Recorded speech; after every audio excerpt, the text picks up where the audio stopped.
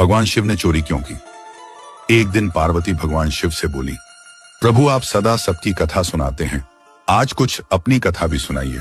दुनिया आपके चमत्कार सुनती है, आज मैं आपके हृदय की कथा सुनना चाहती हूँ। भोलेनाथ मुस्कुराए बोले, देवी आज मैं तुम्हें अपनी चोरी की कथा सुनाता हूँ।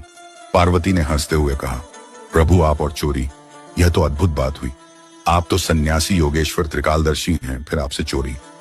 भोलेनाथ हंसे, देवी यह चोरी साधारण नहीं, यह भक्ति की चोरी है। जब त्रेता युग में श्री हरि विष्णु ने श्री राम रूप में अवतार लिया, तब मुझे यह समाचार मिला। मैं आनंद से भर गया। मैंने सोचा स्वयं परमात्मा मनुष्य रूप में अवतरित हुए हैं, यह तो मेरे लिए अवसर है। मैं दर्शन किए बिना कैसे रह सकता हूं? पार्वती बोली, तो आप चले गए भोले? बोले, हाँ देवी, पर चोरी से। तुमसे बिना बताए? पार्वती बोली, आपने मुझसे छिपाकर यात्रा की और अकेले गए? भोले हंसे, नहीं देवी, अकेला नहीं गया, एक और गया। पार्वती बोली, कौन गया आपके साथ? भोले बोले, काकभूषुंडी। पार्वती ने हंसकर कहा, हमारे रहते आप किसी कौवे के साथ चले गए। भोले मुस्कुराए, देवी तुम नहीं जानती, वो मेरे प्रिय भक्त हैं, श्री राम के अनन्य सेवक हैं। अब सुनो, मैंने कहा था कि काकभूषुंडी के साथ गया, पर यदि मैं कह देता काकभूषुंडी को लेकर गया तो अर्थ बदल जाता, उसका मतलब होता योजना मेरी थी। पर मैंने कहा उनके साथ गया, इसका अर्थ हुआ योजना उनकी थी। इस तरह दोष भी ना लगे और भक्ति का प्रेम भी बना रहे। पार्वती मुस्कुराई, प्रभु आप तो बड़ी गहराई से सोचते हैं। भोले बोले, देवी भक्ति में भी बुद्धि चाहिए, तभी प्रेम स्थिर रहता है। फिर बोले, हम दोनों मनुष्य रूप में अयोध्या पहुंचे। मैंने नाम रखा शंकर शर्मा और काकभूषुंडी बने भूषुंडी नारायण पांडे। हम गुरु चेला बन गए। मैंने कहा, भूषुंडी अयोध्या के लोग बहुत भावुक हैं, पर महल के अंदर साधारण व्यक्ति नहीं जा सकता, कोई जुगाड़ लगाओ। भूषुंडी बोले, गुरुजी पहले देखते हैं कहां भीड़ होती है।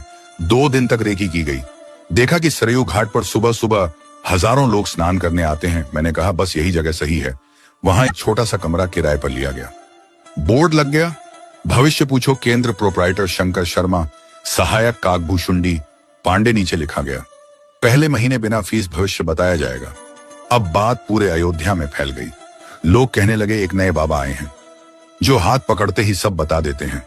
अब मैं क्या करता देवी, मैं तो त्रिकालदर्शी हूं, जब कोई भक्त हाथ देता तो तुरंत कह देता। आज तुम पराठा खाकर आए हो, कल तुम्हारा झगड़ा हुआ था, पर अब सब ठीक है। लोग दंग रह जाते, कुछ तो श्रद्धा से गिर पड़ते, कुछ कहने लगते बाबा तो साक्षात सिद्ध हैं। भीड़ बढ़ने लगी, रात में 12 बजे से लाइन लगने लगी। कोई चादर डालकर बैठ जाता, कोई दीप जलाकर मनोकामना मांगता। अब इतना नाम हुआ कि बात महारानी कौशल्या तक पहुंच गई। महारानी ने सेवक बुलाया, जाओ उन शंकर शर्मा जी को बुलाओ, मैं अपने लल्ला का भाग्य पूछना चाहती हूँ। सेवक दौड़े दौड़े आए, बोले आप में से शंकर शर्मा कौन है? मैंने कहा मैं हूं शंकर शर्मा और यह मेरा चेला भूषुंडी नारायण पांडे। सेवक बोले, महारानी ने बुलाया है।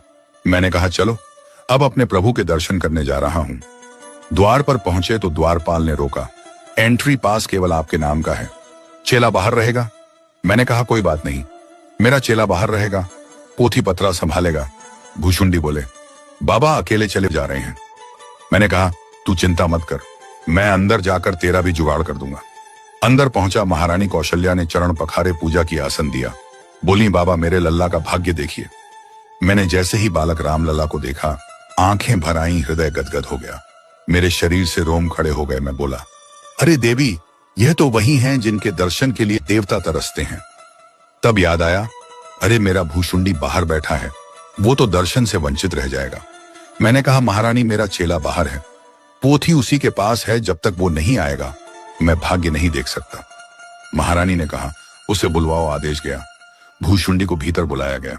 भूषुंडी भीतर आया, मन में बोला, जय हो प्रभु, आपने काक को भी कृतार्थ कर दिया। महारानी कौशल्या ने रामलला को मेरी गोद में रखा। मैंने रामलला का दाहिना हाथ पकड़ा और रेखाएं देखने लगा। भूषुंडी सोचने लगा, गुरुजी तो अकेले आनंद ले रहे हैं, हमें भी कुछ करना चाहिए। वह बोला, महारानी हमारे गुरुजी हाथ की रेखा देखते हैं, हम पांव की रेखा के विशेषज्ञ हैं, क्या हम पांव देखें? कौशल्या बोली, देख लो। भूषुंडी ने बालक रामलला के दोनों पांव अपने हाथ में लिए और सिर पर रख लिए। आंसू गिरने लगे। मैं बोला, अरे हम गुरु होकर केवल हाथ पकड़ पाए और यह चेला तो हाथ और पांव दोनों पकड़ गया, यह तो हमसे भी आगे निकल गया। कैलाश पर यह सुनाते हुए मेरी आंखें भीग गईं।